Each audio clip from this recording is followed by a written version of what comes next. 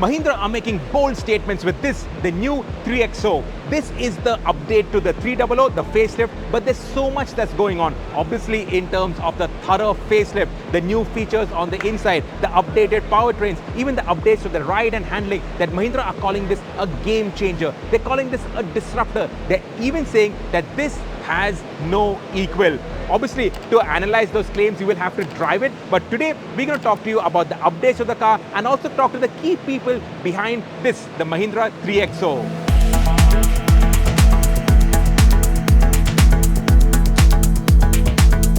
The platform of the 3XO remains the same as the 300, which is the same SsangYong platform from the Tivoli, but the styling updates are thorough. New headlamps, new bumper, new grille, new bonnet, and who better to talk to us of the styling than the person who heads the team behind Mahindra Design, Pratap Bose. Thank you, Sirish. The things I love about the 3XO, the front especially, the beautiful gloss black shield, and then that's surrounded by the two C-shaped DRLs.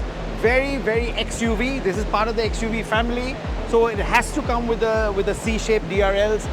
Under the hood, we have some amazing powertrains and engines. I won't talk about how cool they are, but they are cool. But the hood, the sculpting on the hood really reflects that power.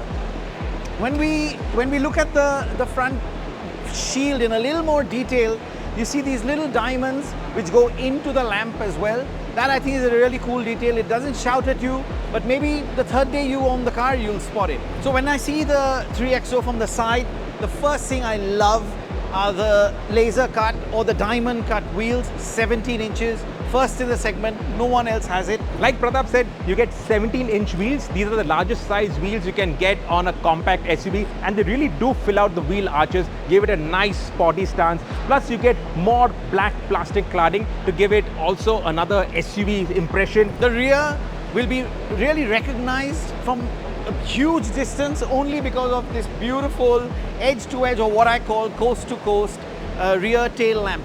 And that will become a signature for this car. We have a very sculpted, nice rear tailgate. Talks about the more volume that you have. So of course they say God lies in the details, and there's plenty of detail in the rear. The diamonds again coming through in the lamps. It comes through in the lower bumper. And you know, this is what makes the XUV 3XO look tough, look strong and recognizable from a distance. So Sirish, in the interior, what I love, some of the features are, of course, this amazing 10.25-inch screen with Adrenox. It looks like a television in your house. And talking about your house or pieces of furniture, we have a fully trimmed IP, and all 4 doors are trimmed as well. This is the first time we are bringing this sort of handcrafted, trimmed feel into a SUV of this size and this category. The big update to the interior is this new color scheme. This is a very light color scheme which looks nice in this brand new car, but I don't know how well this white leatherette will stand up to Indian usage. But on first impression, it looks very nice. It gels well with this black on the top, and this is also a very nice high quality finish which runs across into the doors. Pratap also mentioned that. I have to point out 10.25-inch touchscreen. You get another 10.25-inch digital cluster. The graphics on the cluster remind you of the XUV 700 and the Scorpion, which is no bad thing. It also gets the drive modes. The earlier 300, it had that mode to change the steering weight. That I can't find. So that's something that we will look for when we drive this, which is happening very soon. But for now, you get this new Mahindra steering wheel. The one thing that I noticed that you don't get is you don't get ventilated seats. You get wireless Apple CarPlay, wireless Android Auto, a wireless charger, which is actually cool. So that's a good move. The manual handbrake is gone. You get an electric parking brake. That also frees up space over here, but no ventilated seats. Overall, the design is nice. And now this brings me to the powertrain. You get a 6-speed automatic gearbox. Now, the TGDI engine, the 1.2-liter 130 PS TGDI engine is familiar. We have done a lot of stories with it and we are big fans of that engine. This has the best-in-class power as well as torque in this segment. It also has overboost, so it takes it up from 230 to 250 Newton meters. So this is going to be quick.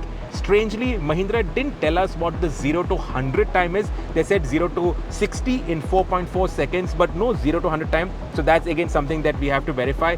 And now that gets mated to a proper 6-speed automatic transmission. This is a 6-speed torque converter, which you will recognize and be familiar with from the XUV 700. And in fact, there is a lot of XUV 700 that has gone into this, the 3XO, not the 300, 3XO. So you have the zip zap zoom mode, you have the Adrenox system. It gets a really nice sound system by Harman Kardon, Sony on the 700, but Harman Kardon here with a subwoofer. So Velu, the engineering boss, he said that he likes bass, so this has been tuned to give a solid amount of bass.